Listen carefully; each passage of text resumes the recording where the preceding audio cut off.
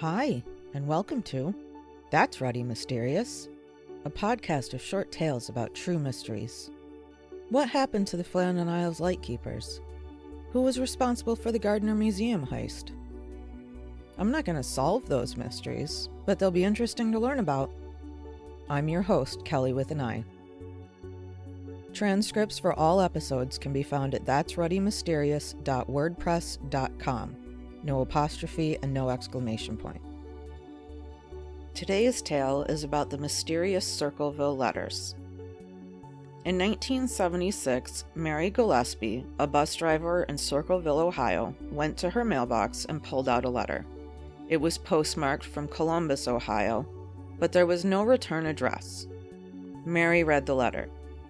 Mrs. Gillespie, stay away from Massey. Don't lie when questioned about meeting him. I know where you live. I've been observing your house and know you have children. This is no joke. Please take it serious. Everyone concerned has been notified, and everything will be over soon. The Massey referred to in the letter was Gordon Massey, the superintendent of the schools. Both Mary and Gordon were married. Within 8 days, Mary received another letter with a similar message. Lady, this is your last chance to report him. I know you are a pig and will prove it and shame you out of Ohio. A pig sneaks around and meets other women's husbands behind their backs, causes families and homes and marriages to suffer. Mary kept these letters a secret from her husband Ronald until he too received a letter, telling him, you should catch them together and kill them both, and that if he did not stop the affair, his life would be in danger. The alleged affair was the hot gossip around town, and 2 weeks later, another letter came addressed to Ronald.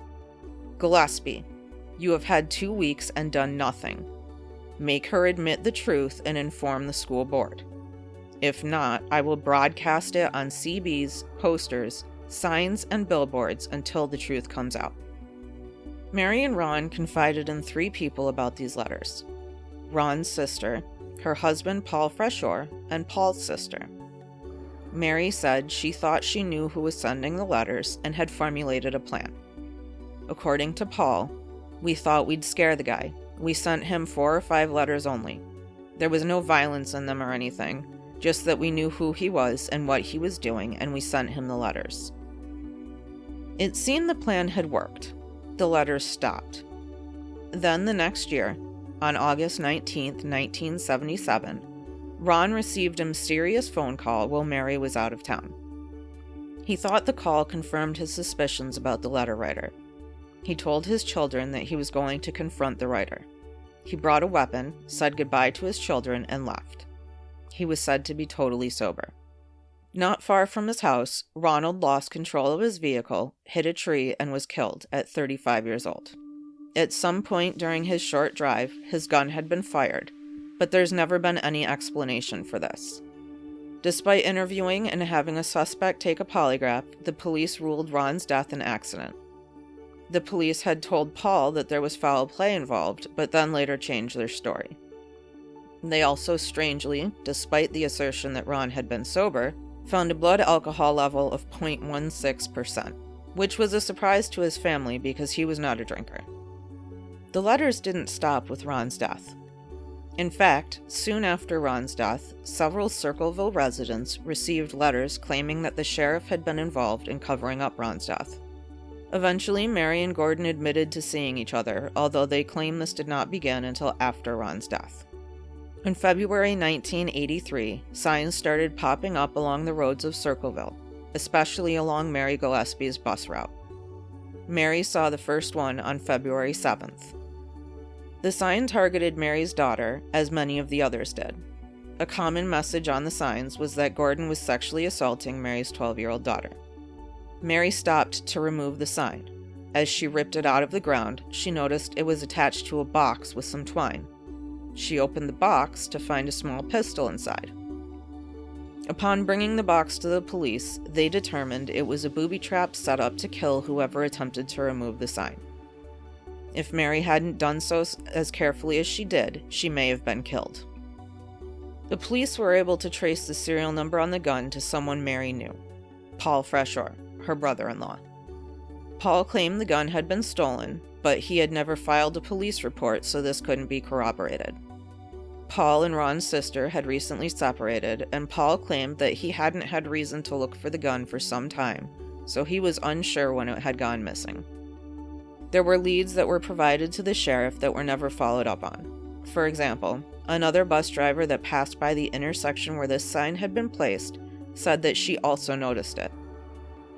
She said that there was a yellow El Camino parked there, with a large man with sandy hair standing near it. When he saw her coming, he turned his back to her and acted like he was relieving himself. This description does not fit Paul Freshour. On February 25, 1983, Sheriff Radcliffe asked Paul to take a handwriting test, and Paul agreed, although the test that Sheriff Radcliffe had him take was not the standard handwriting test.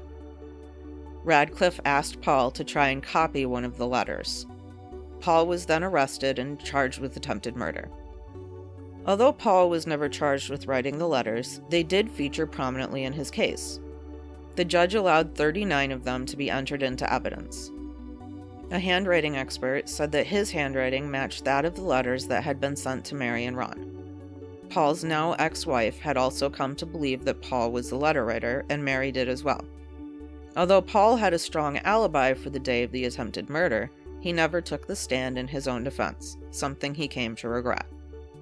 Paul was convicted of attempted murder and sentenced to 7 to 24 years in prison. Everyone thought the letters were over. This was not to be so, however. The letters kept coming and were still postmarked from Columbus, although the prison that Paul was in Lima. In fact, during his incarceration, Paul himself received a letter. Freshour. Now when are you going to believe you aren't getting out of there? I told you 2 years ago, when we set them up, they stay up. The letters continued even while Paul wasn't allowed a pen and paper, as well as while he was in solitary confinement and would not have been capable of sending them. In 1990, Paul became eligible for parole, and in May 1994, he eventually was paroled.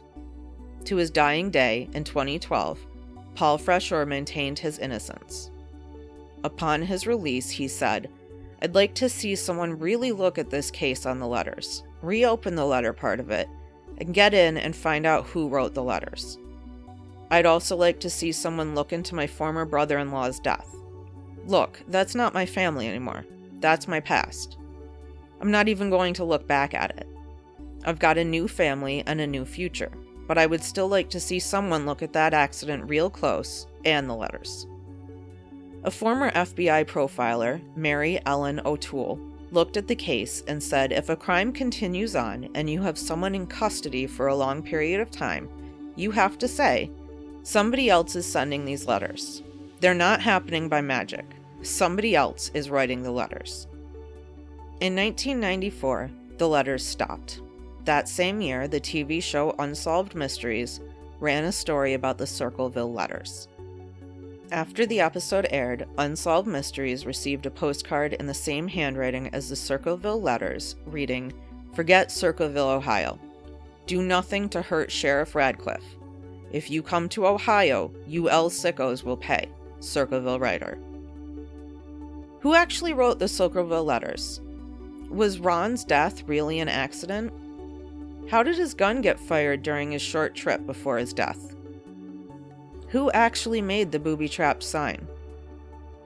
If Paul Freshour was responsible for it all, how did he make the letters continue throughout his incarceration? What do you think?